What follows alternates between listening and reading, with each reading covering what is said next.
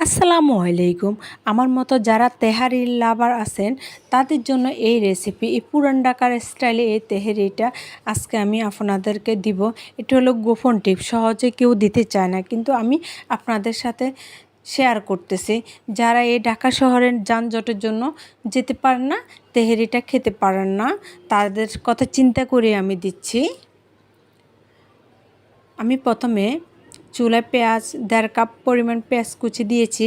এই পেঁয়াজ কুচিটা আমি সরিষার তেল দিয়ে বাদামি রং হওয়া পর্যন্ত নাড়তে থাকবো। এই তেহারিটা রান্না করতে সরিষার তেলই ব্যবহার করতে হবে। আমি এটা নাড়াচাড়া করতে থাকি ব্রাউন কালার হওয়া পর্যন্ত।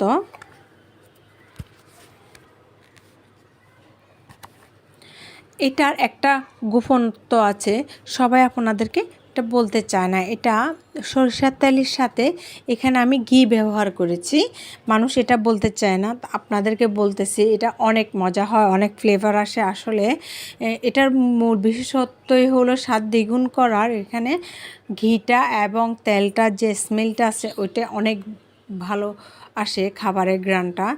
এখানে আমি কাঁচামরিচ দিয়েছি 4টা এবং কি টমেটো দিয়েছি। আমি আগে থেকে আদা, মরিচ, চিনি, দারচিনি, ধনিয়া, রসুন, এলাচ, লবণ, তেজপাতা, সাদা গোলমরিচ, জয়ফল, জয়ত্রী, লবঙ্গ এগুলা শুকনা খোলায় বেজে ব্লেন্ডারে গুঁড়ো করে নিয়েছি। সবগুলো উপকরণ ওইখান থেকে আমি 12 চামচ, 4 চামচে আমি তেহারির জন্য দিয়ে দিচ্ছি মশলা। আমি এখানে 1 কেজি গরু মাংসের সাথে 1 কেজি পোলাও চাউল দিয়ে আজকে তেহারি রান্না করব। সেজন্য আমি 4 চামচে 12 চামচ দিয়েছি। আপনারা এই মশলাগুলা বাসায় রেডি করে রেখে দিবেন, যখন ইচ্ছে হবে তখন এই মশলাগুলো দিয়ে আপনি অনায়াসে রান্না করতে পারবেন, কষ্ট হবে না। আমি মশলাগুলো দিয়ে নাড়াচাড়া করে একটু পানি দিয়ে দিচ্ছি, কারণ এটা কষানো লাগবে। ভালো করে কষানো হলে তরকারি বা যে কোনো খাবারের স্বাদ হয়, সেজন্য আমি এই মশলাগুলো কষিয়ে নিয়েছি। এবার আমার কষানোর পরে আমি গরুর মাংস দিয়ে দিচ্ছি। আগে থেকে কেটে ধুয়ে রেখেছি গরুর মাংসটা, আমি ছোট ছোট করে কেটেছি। তেহারি রান্নাতে গরুর মাংসগুলো ছোট ছোট করে কেটে রান্না করলে ভালোভাবে মশলাগুলো মাংসের ভিতরে ঢুকে যায় এবং রান্নাটাও ভালো হয়, দেখতেও সুন্দর লাগে। আমি মাংসটা ভালো করে নাড়াচাড়া করে মশলাগুলো লাগা পর্যন্ত নাড়াচাড়া করেছি। এই পর্যায়ে এসে আমি পানি দিয়ে এটা সিদ্ধ হতে বসিয়ে দিব মৃদু আছে। এবার আমি পোলাওটা রেডি করে ফেলবো। আমি মৃদু আছে চুলায় বসিয়ে দেব। এটা 20 থেকে 30 মিনিটের ভিতর মাংসটা সিদ্ধ হয়ে আসবে। এই পর্যায়ে এসে আমি পোলাওটা রেডি করে নিচ্ছি। আমি একটা হাঁড়িতে দারচিনি এবং তেজপাতা দিয়ে দিচ্ছি এবং পেঁয়াজ কুচি দিয়ে দিচ্ছি। এটাও আমি সরিষার তেল দিয়ে রান্না করব। আমি একটু সরিষার তেল দিয়ে দিচ্ছি। আমি আগে পোলাও চাউল 1 কেজি ধুয়ে পানি ঝরানোর জন্য খাঁচাতে বসিয়ে রেখেছি, কারণ পানি ঝরলে পোলাওটা ঝরঝরে হয়। সেজন্য আমি পেঁয়াজটা বাদামি রং হওয়ার জন্য নাড়াচাড়া করেছি।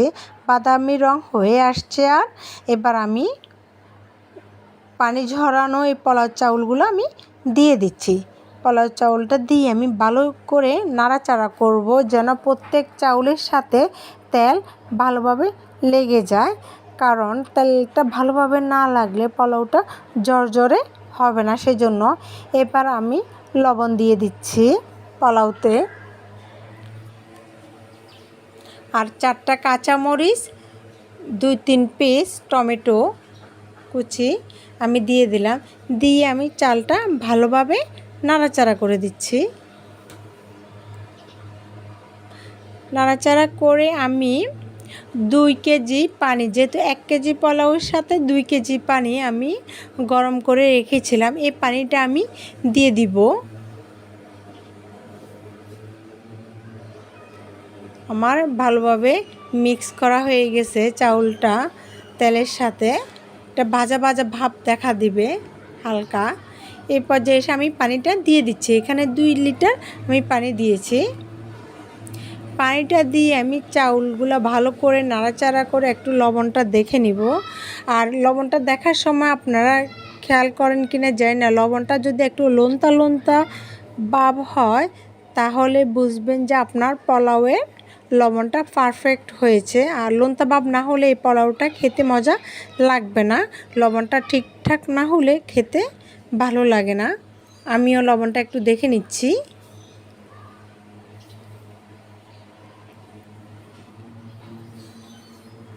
আমার আর একটু লবণ লাগতো, তাই আমি লবণটা দিচ্ছি। দিয়ে আমি ঢাকনা দিয়ে রাখতেছি।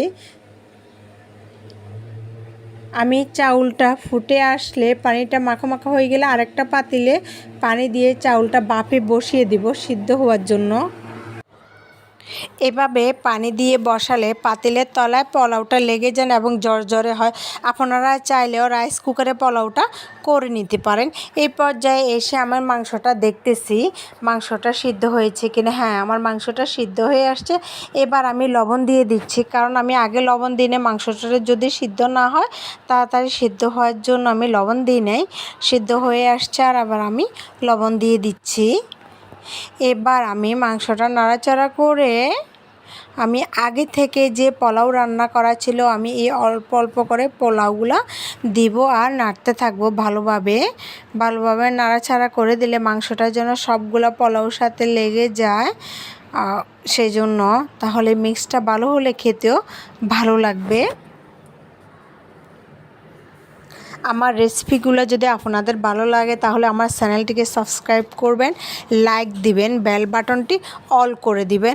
আর আমার রেসিপি যদি আপনাদের ভালো লাগে তাহলে আপনাদের আত্মীয় স্বজন বন্ধুদের সাথে শেয়ার করতে ভুলবেন না। আর যারা আমার রেসিপিগুলো শেয়ার করেছেন তাদেরকে অশেষ ধন্যবাদ।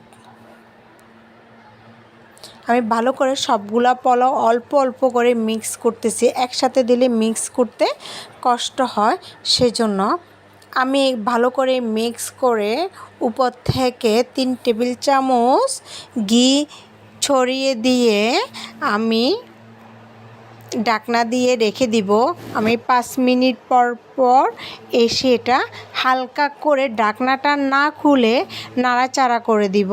এভাবে করে আমার আধ ঘন্টার ভিতরে আমার এই তেহরিটা রেডি হয়ে যাবে। আপনারা বাসায় এভাবে তেহরিটা রেডি করবেন। আর আপনাদেরকে পুরান ঢাকা যায় তেহরি খেতে হবে না, আপনারা বাসায় অনায়াসে খেতে পারে। আর খেয়ে সবাই আপনাদের প্রশংসা করবে, সবাই বুঝতে পারবে না এটা যে আপনি বাসায় বানিয়েছেন। অনেক সুস্বাদু হয়, এটা অনেক ঝরঝরে হয়, দেখতেও যেমন ভালো লাগে খেতেও অনেক লোভনীয় হয়। আমি উপর থেকে ঘি ছড়িয়ে দিচ্ছি ভালো করে।